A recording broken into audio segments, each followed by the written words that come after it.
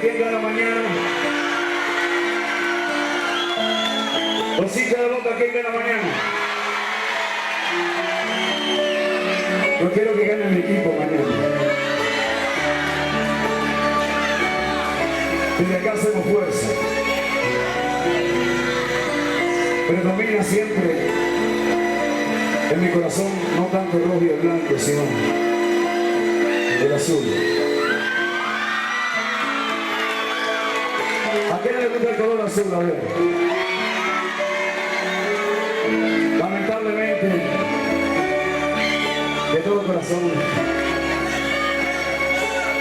quiero que gane Boca.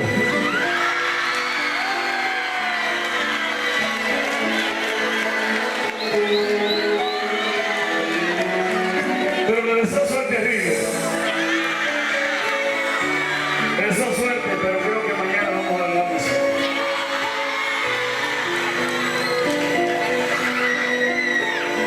Mis zapatos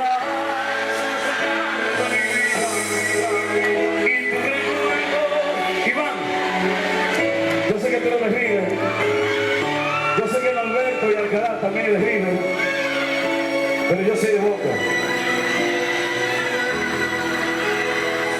A verlo todo porque esto se pone.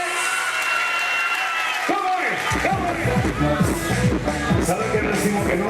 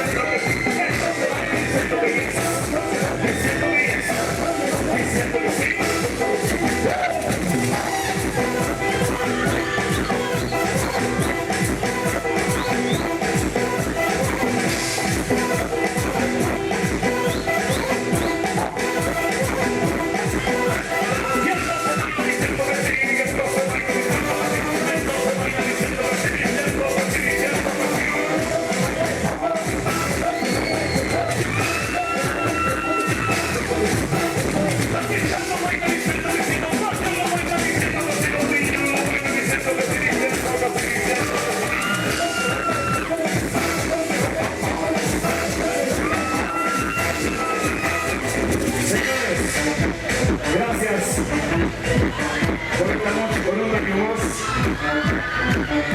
Gracias por toda la voz de este año. Porque hasta el próximo año no lo vamos a ver. Después nos tomaremos una larga vacaciones y nos veremos el próximo año. Esta es la canción del disco que saldrá en el mes de noviembre, entre el 7 y el 6 de noviembre, que ya viene ahí. El disco número 20, que nos van a escuchar para que todos lo puedan apreciar.